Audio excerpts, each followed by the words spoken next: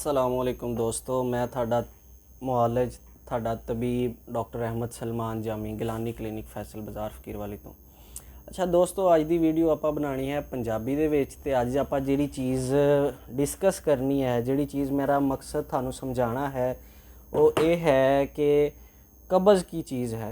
हर मरीज़ अपनी चीदा चीदा बीमारियां दस के आखिर च मिठे जे अल्फाजां च कह दिंदा डॉक्टर साहब कब्ज़ जान नहीं छड्ड रही। ਆਪਾਂ इस चीज़ ਨੂੰ ਅੱਜ डिस्कस करना समझना है, आम बंदे तक ये गल पहुँचानी कि कब्ज़ की है।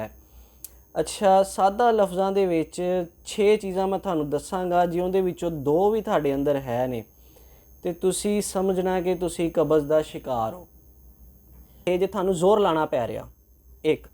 दूसरी चीज़ ये कि जे तुहाडे लोथड़े आ रहे ने सख्त पत्थर वर्गे, तुसी पखाना कर रहे हो पत्थर वर्गा, तो ये भी एक अलामत है दूसरे नंबर पर। तीसरी चीज़ ये है कि तुसी हाजत कर ली पर तुसी तसल्ली बख्श हाजत नहीं की, थाड़े ज़हन दे विच थाड़े दिल दे विच हजे भी ये ख्याल है या थानू महसूस हो रहा कि पखाना हजे खुल के नहीं आया, तो ये तीसरी चीज़ है। चौथी चीज़ ये कि तुसी महसूस कर रहे हो कोई अगले पासे, यानी कि जिहड़ी थाड़ी मक्कत तो पहले जिहड़ी जगह जिंदे विच पखाना जमा हो रहा इहदे विच कोई रुकावट है, जिन्हों एनोरैक्टल ऑबस्ट्रक्शन भी कहते हैं। ये जो तीसरी चौथी अलामत जो थानू मतलब कि आ रही है तो ये भी कब्ज़ की निशानी। पंजवीं चीज़ जिहड़ी आपां डिस्कस करनी वो ये है कि तुसी पखाना खारिज नहीं कर पा रहे, तो तुसी की कर रहे हो कि थानू मैनुअली यानी कि थानू हथ का इस्तेमाल करके या कुछ ऐसा करके पखाना बाहर कढ़ना पै रहा है, तो ये भी कब्ज़ की निशानी है। आखिरी चीज़ ये है कि जो तुसी हफ्ते च सिर्फ 3 वारी या 3 तो घट वारी जा रहे हो वड्डे पखाने लई, तो ये भी कब्ज़ की निशानी। जो थाडे अंदर ये 6 चीज़ां है तो इनका मतलब है कि थानू कब्ज़ काफ़ी अरसे तो है या तुसी कब्ज़ का शिकार हो। हुण ये लामतां ते आपां समझ लियां, अगे आपां जिहड़ी चीज़ समझनी है वा वो ये वा कि ये क्यों होंदी कब्ज़ ते कब्ज़ की वजूहात की ने। अच्छा दोस्तों, इन्दियां 2 वजूहात ने। एक तो जिहड़ी मोस्ट कॉमन या जिहड़ी आम बंदे दे विच मसला हुंदा वा, आम इस देहातां दे विच लोगां नूं मसला हुंदा वा, आपां वो डिस्कस करना, आपां बीमारियां वाले पासे नहीं जाना।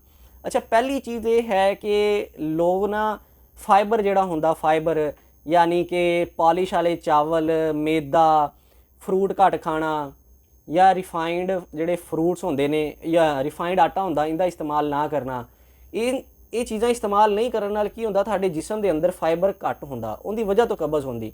दूसरी चीज़ ये कि तुसी पानी घट पी रहे हो। आम बंदे नूं दिन च 2 तो 3 लीटर पानी पीना चाहिए। जे तुसी इस तो घट पानी का इस्तेमाल कर रहे हो, आपां डिस्कस करनी है वो ये है कि थाड़ी जिंदगी दे विच सरगर्मी कोई नहीं है। सडेंटरी लाइफ स्टाइल जिवें गोरे कहंदे ने कि आलसी आदमी है, मेहनत मुशक्कत नहीं करता, सारा दिन बैठा रहिंदा ते कोई भी मजदूरी वगैरह या कोई काम वगैरह नहीं करता, पापड़ छापड़ खाने ते इस तो इलावा बर्गर पिज़्ज़े खाने, ये सारा सडेंटरी लाइफ स्टाइल च आंदा। ठीक है, हुण एक वजह जिहड़ी है वा वो ये है कि थानू पखाना आया, तुसी करो ही ना, तुसी सोचो कि मैनू जनाब जी ये काम है, मैं वो काम कर लें बाद चों कर लवांगा, ये भी वजह बनदा वा कब्ज़ की। ठीक है, तो आखिरी वजह जिहड़ी आपां डिस्कस करनी हो ये कि बार बार जिहड़े चाह पी जा रहे लोग ने, ये बार बार चाह का इस्तेमाल करन नाल ना जिस्म दे अंदर पानी की कमी होंदी, डिहाइड्रेट हो जाती है, मैदा छोटी आंत वड्डी आंत इस तो भी कब्ज़ हो जाती।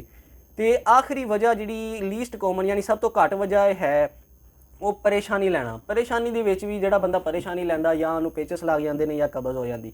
ये सादा लफ्ज़ां च दसन का मकसद थानू ये सीगा कि जे थानू ये मामलात हो रहे हैं तो थानू चाहिए है इलाज की ज़रूरत। हुण सादा जिहा इलाज जे तुहाडे अंदर ये वजूहात है ने तो तुसी इन्हां वजूहातां नू दूर करो, यानी पानी का इस्तेमाल करो, फाइबर इंटेक यानी तुसी स्पगोल का छिलका या साइलियम का छिलका जिहड़ा आंदा वो इस्तेमाल करो। अगली चीज़ जिहड़ी तुसी याद रखनी हो ये कि रोज़ाना जिहड़ा तुसी पखाना करना वो एक ही टाइम ते करो, यानी कोशिश करो कि नाश्ता करन तो बाद तुसी बाथरूम च जाके बैठो तो हाजत अपनी करो पूरी। फिर उस तो अगली चीज़ है कि तुसी मुशक्कत करो, फिजिकल वर्क करो, कोई काम करते रहो दिन दे विच, होर नहीं तो पसलेटे ही मारते रहो। ठीक है, बाजू अकड़ा ले, पसलेटे मार ले, तो कोशिश करो चाह का कम इस्तेमाल करो, जिहड़ा फ्रूट मौसमी चल रहा उनका इस्तेमाल करो। मैं थाड़ा तबीब अज दे मौजू दे नाल कब्ज़ दे मौजू ते बहस की। उम्मीद है दोस्तों नूं फ़ायदा होएगा। लाजमी सुनो, बजुर्गों नूं लाजमी दसो कि की करना है। इंशाअल्लाह अगे आपां वो बीमारियां भी तुहानूं दसांगे जिहड़ियां कब्ज़ करदियां ते उहदियां की अलामतां आंदियां वा, ते वो इंशाअल्लाह थाडे नाल डिस्कस करांगे। डॉक्टर अहमद सलमान जामी नूं इजाज़त दो। अल्लाह हाफिज़।